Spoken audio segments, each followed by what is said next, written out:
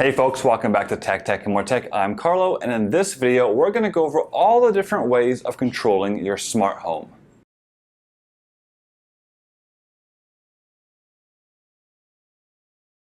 As always, if you prefer a written version, head on over to techandmoretech.com or check the link in the description just below that like button. I recently made a video going over all of the various smart home mistakes and how to avoid them. And along those lines, I thought of the topic for this video. Getting smart home devices can be very exciting and kind of futuristic, especially if you're just starting out. But there are some factors to consider before you do it. When you've had a smart home for as long as I have, you start to look at it a little bit differently.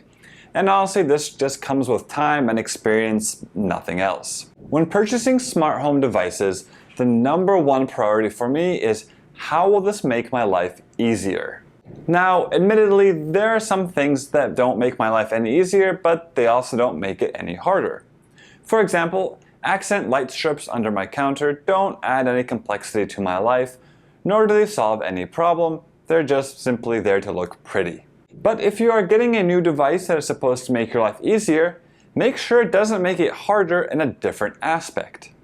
Another way of phrasing that is that you never want to remove functionality, only add. And that aspect is today's topic, which is how to control your smart home. There are several ways you can do it, and I'll quickly lay them all out and then go into each one individually. Physical use of the device, for example, pressing a light switch, clicking on a smart plug, etc. Physical use via an accessory device, like a smart button setting a scene. Using the device app on your phone, using a home control app on your phone, using a smart speaker, or letting an automation do it for you. The first option is obviously the easiest and can often be the most convenient. If you walk into a room and want to turn the light on, flipping the wall switch is the most obvious and easiest way to do it. You don't need to teach anyone how to use it, and it is much faster and easier than pulling out your phone or using a voice command. In this regard, smart dimmers are a great example of adding functionality. You can control it with your phone, your voice, or via physical touch, meaning you haven't lost any functionality compared to a regular wall switch. On the flip side, physical use of a device can be super inconvenient. Let's say you have a lamp plugged into a smart plug. Well, pressing the on-off button on the smart plug is probably the least convenient way of doing things. This brings us to the second way of control, which is physical use via an accessory. This is mainly using things like smart buttons and remotes. Using the same example as before, but this time you don't have a ceiling light that is controlled with a light switch. Instead, you just have a lamp in the room. You could have smart bulbs in the lamp and a smart remote by the entrance that is programmed to turn the smart light on. You could also do the same thing with a smart plug for the lamp. But the point stands, you've added functionality to the room because there are a couple of different ways of controlling it, but you haven't made it any harder than it was before. Smart buttons can be great for many situations when there's no easy way of directly controlling a particular device. The next two are pretty much the same, so I'll address them together but highlight their differences. Using the device app and home control app to control a device. Both involve getting your phone out and opening an app to control it. With the device app, you can only control devices of that brand.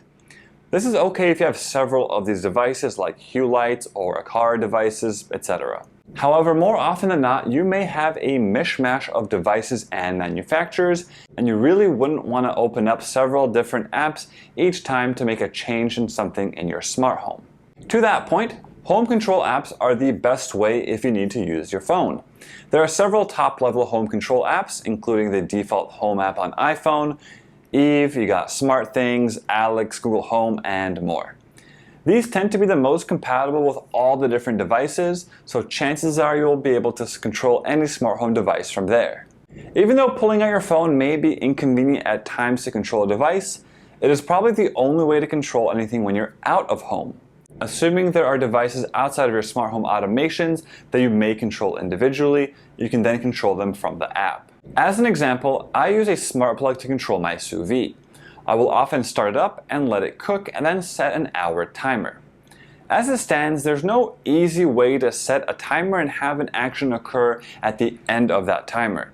So I set a timer on my Apple Watch and then when it goes off, I can remotely turn off the sous vide via the smart plug.